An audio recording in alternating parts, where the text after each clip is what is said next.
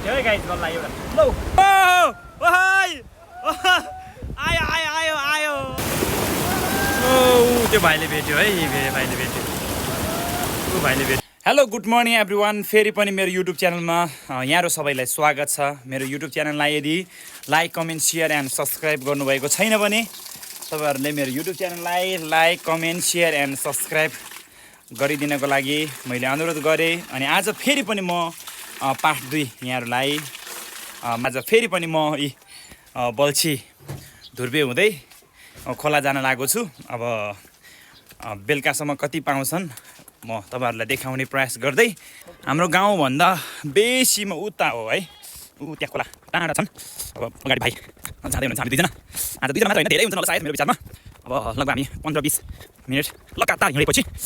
पुग्छ होला सायद हाम्रो नयाँ गोरेटो बन्दै गरेको गोरेटो बाटो हो यो चाहिँ प्रधानमन्त्री रोजगार भन्ने कार्यक्रमद्वारा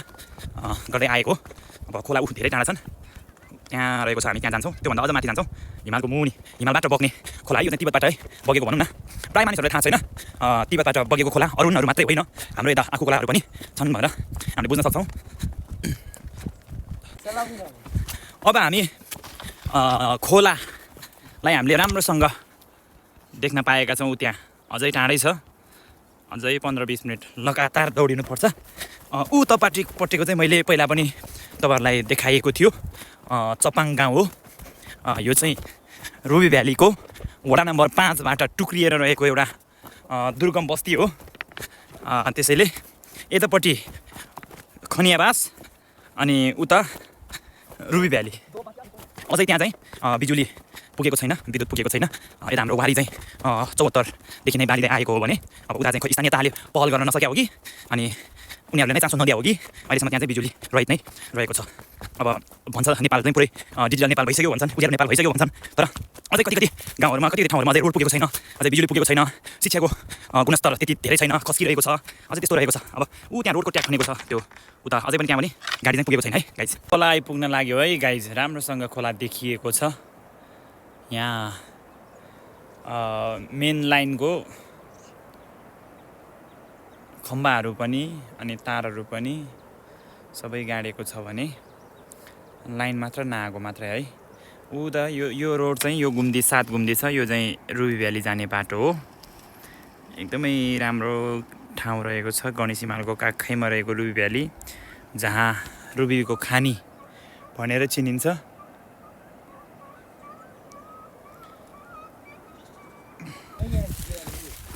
ल अब हामी खोलामा पुग्न आँट्यो है पछाडि भाइहरू पनि आउँदै हुनुहुन्छ अनि अगाडि पनि एकजना भाइ जाँदैछ खोलाको छेउमा आइपुग्यो है गाइज अब चाहिँ हामी खोलाको छेउमा आइपुग्यो यता माथि रुबी भ्याली र खनियाबास जोड्ने पुल हो यो चाहिँ हामी अघि पुलबाट आउन पाइएन यता साइडपट्टि आएको भएर चाहिँ मैले पुल राम्रोसँग देखाउन पाइएन अब यता हामी खोलाको नजिक पुग्यौँ केही पनि छैन गाइस अब यसरी यसपारमा यसरी दौडिनु उठ्नु ओ भाइ अरे मजाम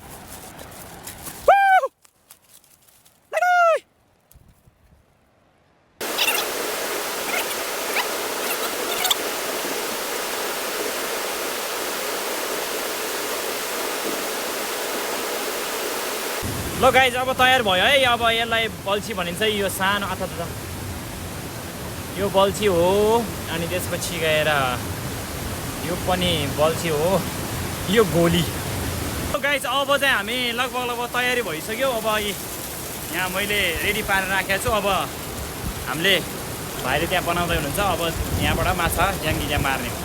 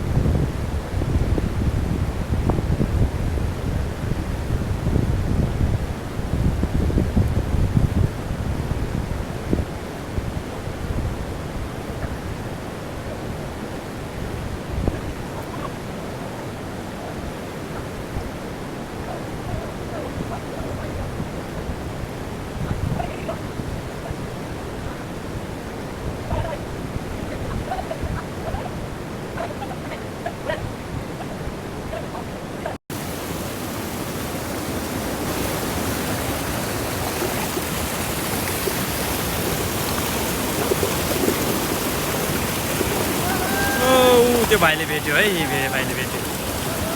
ऊ भाइले भेट्यो त्यो भाइले भेट्यो है भाइले भेट्यो ऊ भाइले भेट्यो ओहो भाइले भेट्यो भाइले भेट्यो है एउटा भेट्यो बल्ल अब सुरु हुन्छ है अब हाम्रो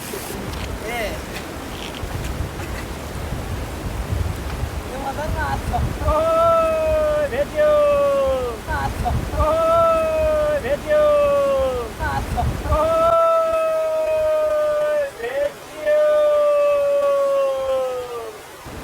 भेट्यो है गाइस माछा त बल्ल एउटा भेट्यो यहाँ फेरि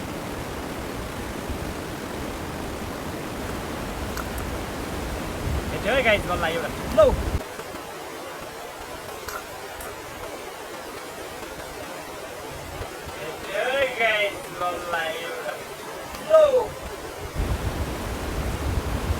यहाँ पुरै ल अब सुरुवात भयो है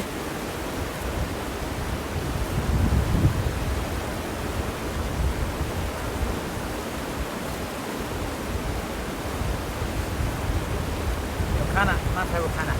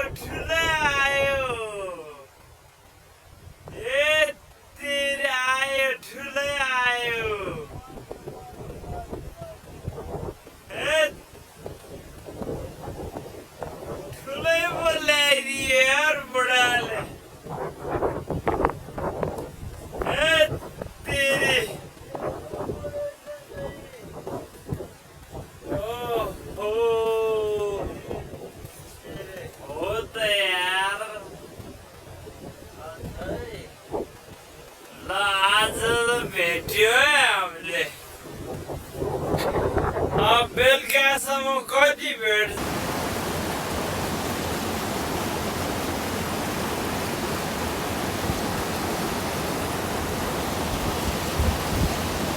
खोला धमिलो आयो त्यसैले गर्दाखेरि हामीले अहिले यतिखेर माछा भेटिरहेको छैन अब अघि नै भेट्यौँ अब देख्न सक्नुहुन्छ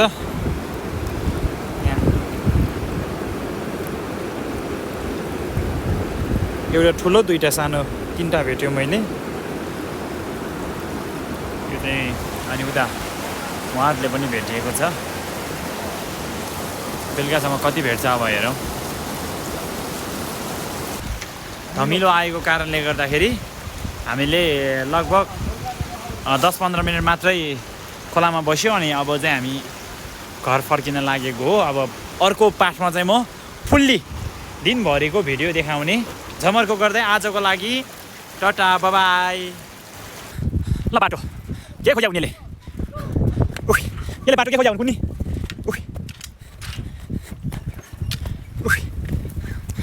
माछा यति पाएछ है गाइस